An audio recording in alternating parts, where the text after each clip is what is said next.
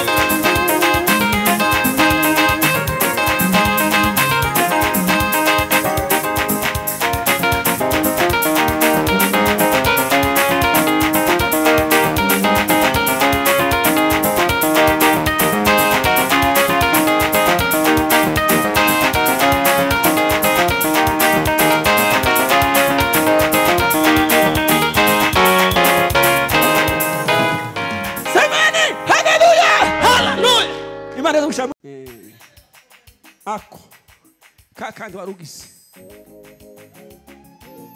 mwicaye tekereza imirimo Imana yakoreye ibuka ahantu Imana yakuvanye tekereza aho Imana yakugejeje utuje uzamura ikiganza gusa zamura ikiganza aho wicaye sawa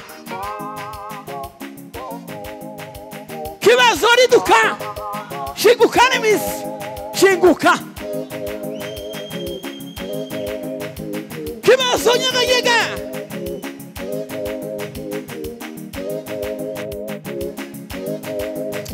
diyo zamura ikiganza gira gutya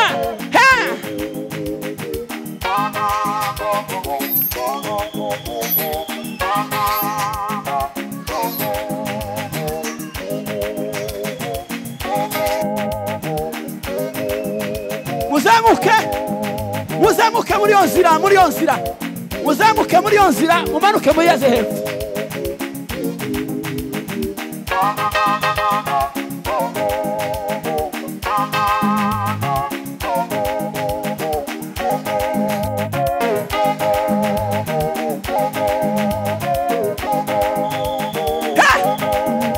muzamuke iyo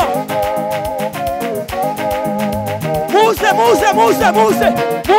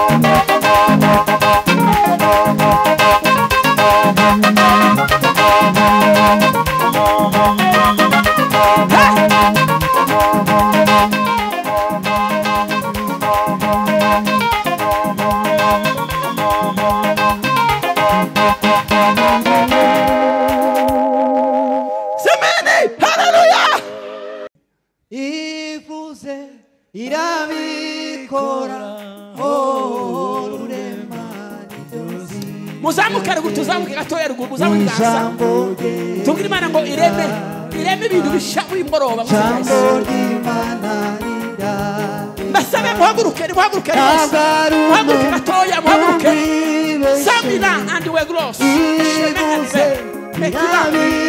Kwenda ya sobe rurema nidozi Ijambo Rirarema Ijambo Rirarema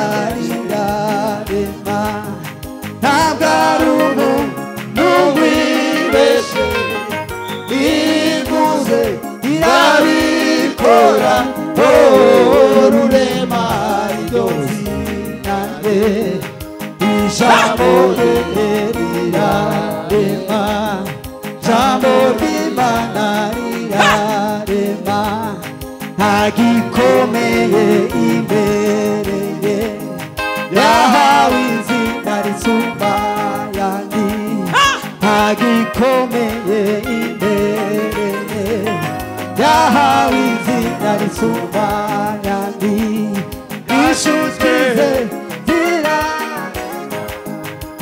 Mubihe Nibidamapa rurema nidozi nange Ijambo Rirarema Ijambo Rirarema Kibazo riduka Yeriko senyuka muzina rya Yesu Ijambo Rirarema Ijambo Rirarema Ijambo Rirarema Agarumu Nubibeshe Ivuze irabikora rurema nidozi nange Ijambo Rirarema Ijambo Rirarema Kibazo riduka senyuka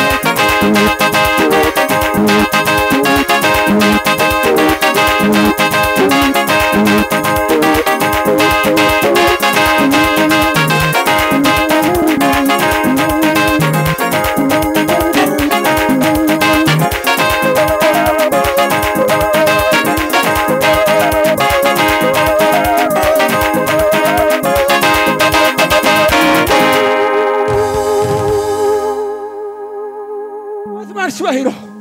Semena amina. Fata Congo mu ntoki. Fata agatambaro ufite mu ntoki.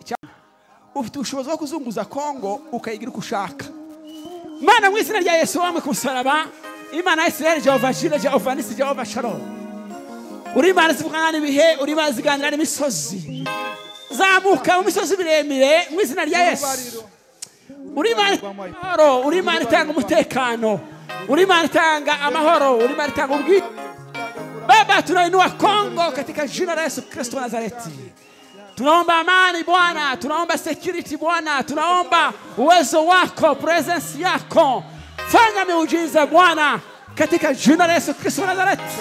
Tunakuinua, tunasema asante Mungu kwa sababu wewe ni mfalme wa wafalme. Unastahili heshima na utukufu na nguvu hata milele na milele. Tunasema asante Mungu kwa sababu utatembelea nchi yetu na utafanya miujiza katika jina la Yesu Kristo wa Nazareti. Tunavunja, tunateketeza, tunaangusha, tunaharibu nguvu zote za giza katika jina la Yesu Kristo. Acha nguvu zako na uwezo wako na mapenzi yako endelee kufanyika kama ulivyo katika jina la Yesu Kristo mkombozi wetu. Amen. Pigia Bwana makofi mazuri sana.